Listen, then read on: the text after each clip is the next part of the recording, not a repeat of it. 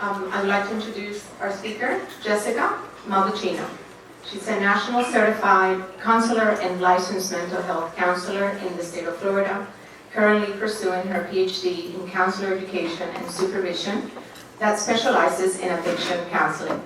She serves for the National Board of Certified Counselors Board as a job analysis task force member and a subject matter expert for the National Clinical Mental Health Counseling Examination.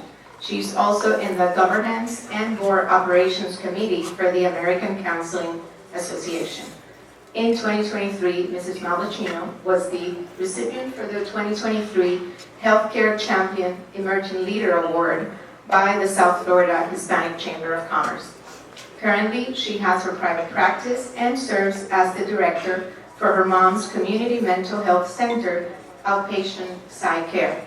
She specializes in anxiety, relationships, and habits and addictions. On behalf of the Parent Education Committee, thank you.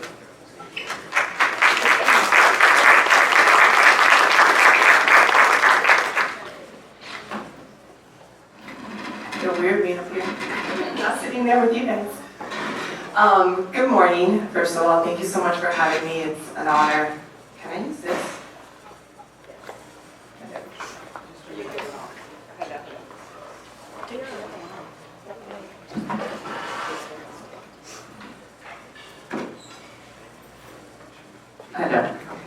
Thank you. I feel like I can walk around.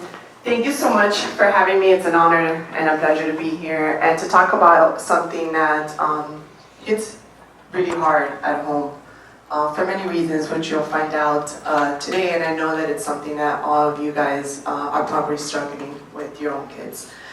To begin with, how many of us here have girls? And how many of us have boys? Okay, good. Because typically, when I talk about self-esteem or I talk about body or eating disorders, there's a lot more girls than boys parents. And the thing is that that's changing, and studies have demonstrated that that continuously changes. I want to start off with a story.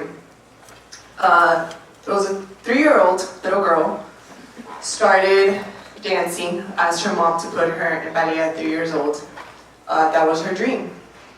And her mom followed her, put her in dance. She danced through about 25 years old, made it to be a professional dancer, danced all over the world, danced for Granby City Ballet, danced with all type of famous artists on stages, continued her path into television, was on television, made it successful as a TV reporter. And from the outside, everyone will see this little girl as the happiest little girl in the world. She had accomplished her dreams. She had made it to be a professional dancer. She had made it to television, national television. She had a beautiful family. However, there was something missing in this little girl. She didn't believe in herself. She suffered. She would throw up. She would go to the bathroom. She would consistently take Lactose to let it out. And her mother was in the field of psychology. And her mother would come to her all the time, would follow her to the bathroom to check if she was releasing her food or not. Eventually, got the help she needed, and she overcame it. That little girl is standing in front of you today. That little girl was me. I suffered from eating disorder. And that's what brought me to where I am today. That's why I specialize in addiction counseling. And if I was able to overcome it, I can assure you that if your child is facing something like that, they can overcome it. But it's teamwork. It's not only them, it's all of you that are sitting in this room right now. Because it starts off with, what are your patterns? What do you eat? What do you teach your child? What's your belief with food? We come from all different cultures, from all different backgrounds. And believe it or not, that plays a big role in how we present ourselves with our kids.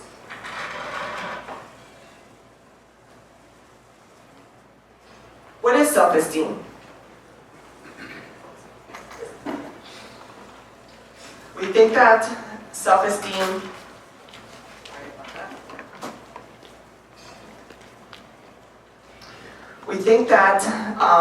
self-esteem is accepting ourselves. It's not. That's self-acceptance. Self-esteem is how we feel about ourselves, how we feel about our values, our belief system. That's what self-esteem is. Yes, it goes hand in hand with self-acceptance, but it's not self-esteem. And if we don't treat it separately, then it's very difficult to move past it. What are the effects of self-esteem? We have anxiety, we have depression, we have chronic stress. What do I mean by that? That means that you maintain yourself in a state of irritability, you maintain yourself in a state of constant high alert. You have self-criticism, you have fear of rejection, you become a people pleaser. Many times we say to our kids, you're such a follower. Are they a follower, or are they trying to please them for some other reason? Dependency. Dependency attaches to being in negative relationships. I have so many patients, parents that come to me and they tell me, well, you know, she's stuck in this relationship, or he's stuck in this relationship, and he knows it's bad for her, but doesn't know how to get out of it, or doesn't want to get out of it. Or we criticize, right? This happens also in trauma or abuse, where you stay with your perpetrator the entire time. Guess what? That has to do with self-esteem. That has to do with your dependency on people, because you don't believe in yourself. Negative body image, and this is a big one. When you look at yourself in the mirror, what do you see? What you see is what you believe. And no matter how much I can sit here and say to you, you look great, you look skinny, if you don't see it in the mirror, you're not going to change it. One of the exercises that we do with our kids when we're working with addiction, with any sort of eating disorders, we have them stand in front of a mirror. And we do it for sessions and sessions and sessions. They have to look at themselves in the mirror and tell me what they see. And until they don't see something different, they're not changing that behavior. So we can minimize what they see. We can minimize what you guys see in the mirror. Painful experiences. You hurt yourself. You can cut yourself. You can try to kill yourself.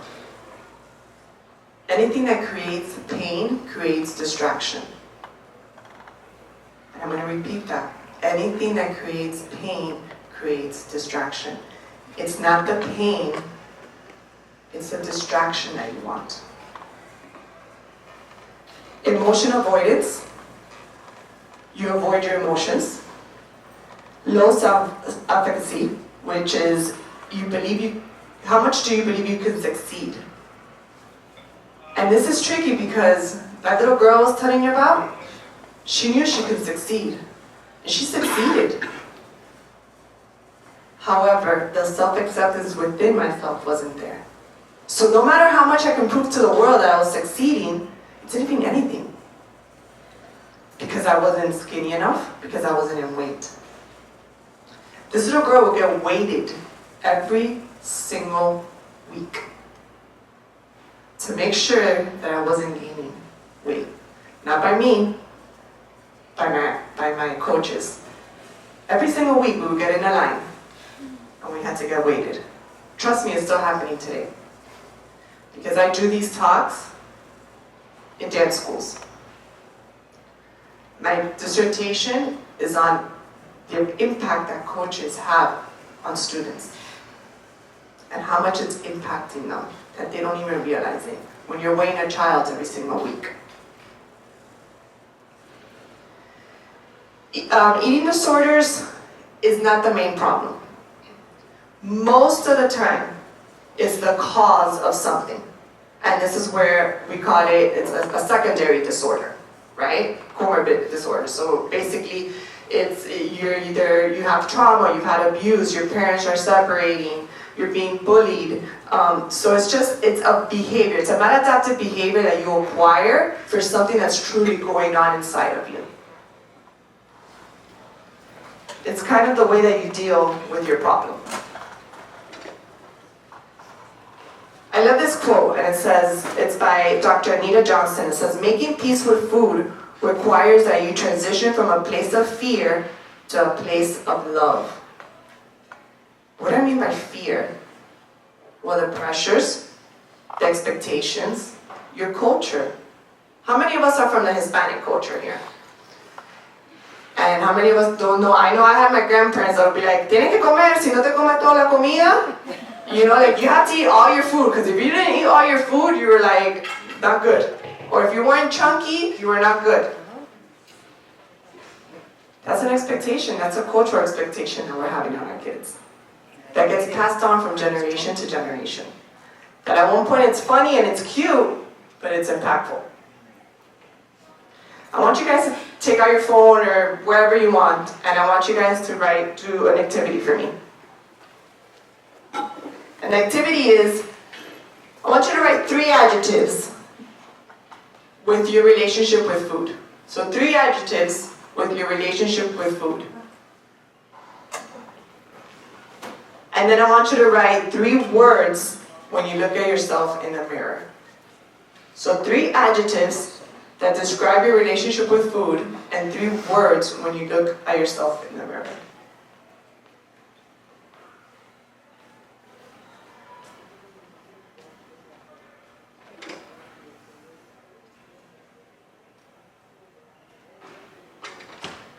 Be honest.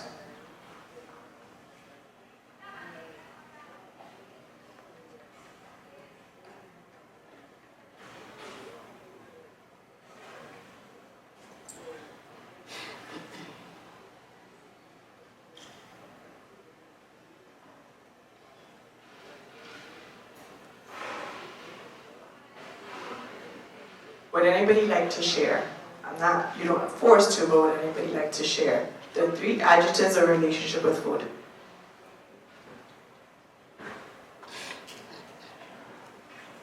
And that's okay, you don't have to share it, but I do want you to keep it on your phone, because we're going to come back to that. And what you see in your mirror, you're going to come back to. Fear-based thinking about food often stems from societal pressures, dieting cultures, past experiences with food. When you approach food from a place of love, the focus shifts towards nourishment, enjoyment, and respect of one's body. We believe we have to constantly be dieting. It's our belief system, right? We have to keep our weight. I'm going to show you guys, as we go along through the slides, the impact of dieting so much. How many of us say, I'm not losing weight anymore? You've already reached that calorie drop that you're not losing weight anymore. Your body adjusts. It's not age. I mean, there's always a component of age, but it's not age. You know, it's your body adjusts. And that's the crazy thing about these eating disorders. That no matter how much our kids think, or we think, that we're losing weight, we're not. We're gaining. Because we start bloating, because we have dehydration.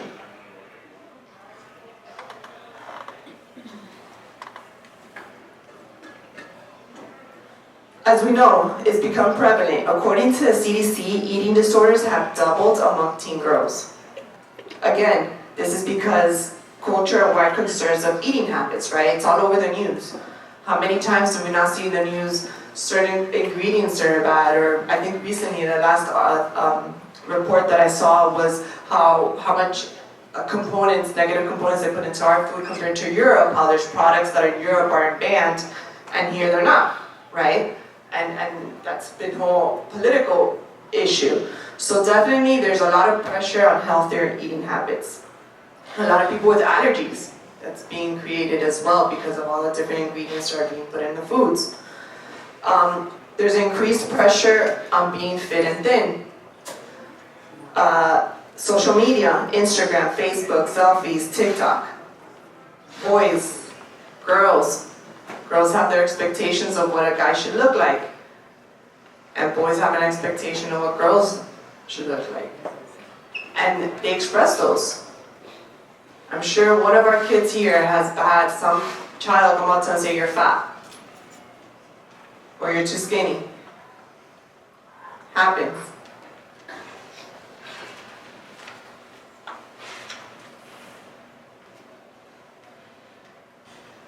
So this is the physiological effects, and I brought this up not because I'm trying to like sit here and just want to educate you guys, like give you guys some basic run-throughs, but it's important for you to understand the different eating disorders that are out there, right? Not our kids, that doesn't mean that because if you don't qualify for anorexia or bulimia, or purging, that you don't have some sort of disorder or compulsive eating. And that's why I wanted to bring this to your alert, because sometimes you don't have to diagnose the kid, but it's already there.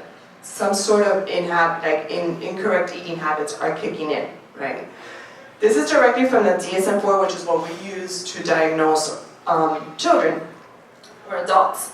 To be anorexic, you have to have significantly low body weight in the context of age, sex, developmental trajectory, and physical health. That means based on your height, your age, like, we all go to a pediatrician and they check us out and all that stuff, right? So you have to be significantly low.